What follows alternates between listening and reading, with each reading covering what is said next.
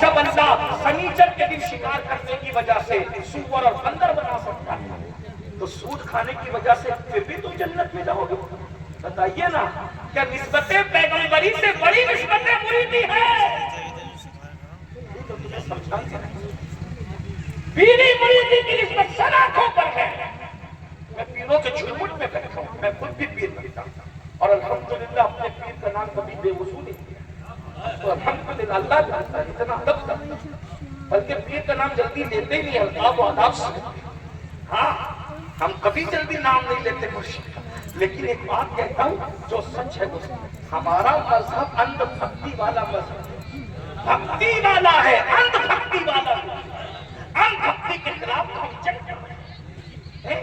ہمارے مذہب کے اندر بھکتی ہے، اندھ بھکتی ہے۔ ہمارا مذہب آنکھ کھول کے جینا سکھاتا ہے، ہمارا مذہب آنکھ کھول کے جینا سکھاتا ہے۔ ہم آنکھ کھول کے جینے والی قوم ہے۔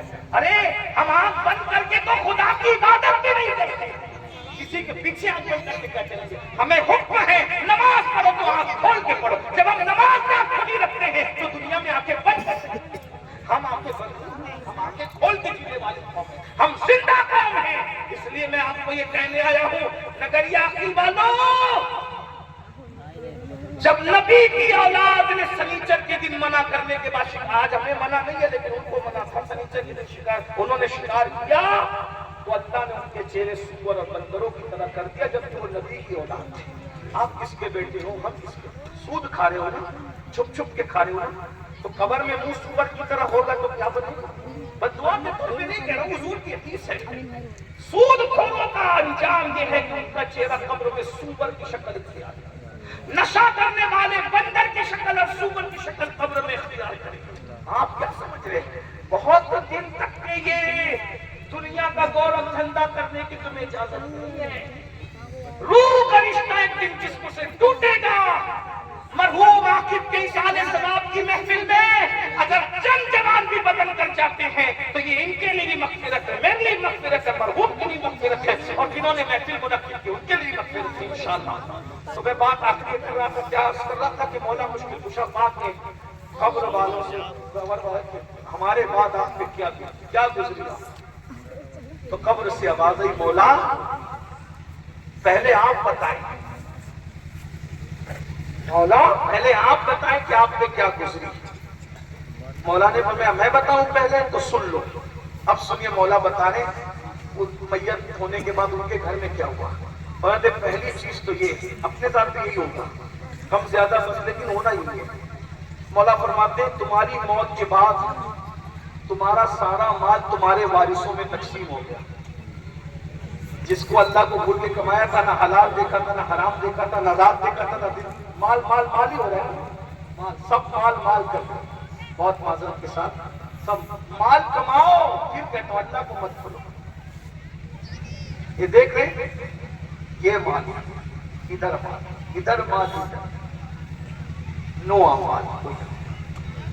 تقریر کی پوری زندگی یہ سوچ کے کی کہ امیر القادری کو لوگ مقرر کہتے ہیں، اللہ کہے گا میں نے تو کہلوا دیا تھا یا کچھ نہیں تھے۔ تقریر کی یہ سوچ کے کہ لوگ لفافہ دیں گے، لفافہ تو دلوا دیا تھا نا تجھے، تیرا سرا تو دنیا میں دے دیا۔ تقریر کی تو سن لو کہ سبحان اللہ کہلواتا تھا نا لوگوں کو، اس لیے کہ تو بہت بڑا مقرر، مسئلہ بتاتا تو بڑا فقیہ ہے، نعت پڑھتا تھا بہت بڑا عاشق رسول، سب سے چھپا سکتے رب سے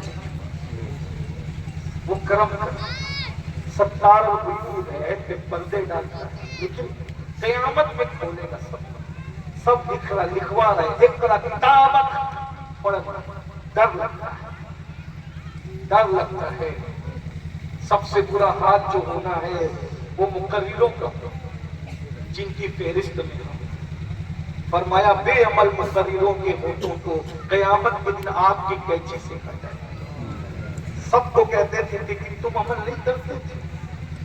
میں تو یہی سوچتا ہوں کہ مور ناشتا ہے تو بہت خوبصورت ہے، جب اپنے پیروں کو دیکھتے ہیں تو اس کو اپنی اوقات، یہ نازم حضرات محبت بہت ہے، ہم لوگ کے لیے کیا کیا کہہ جاتے ہیں، ان کی محبت کے ان کا حسن زن ہے، اللہ ان کے حسن زن کی نازکی، جب یہ کہتے ہیں تو دل کٹتا ہے، یا اللہ ہمیں تو مومنوں میں شامل کر لے. اور میں تو اپنے بارے میں اس کو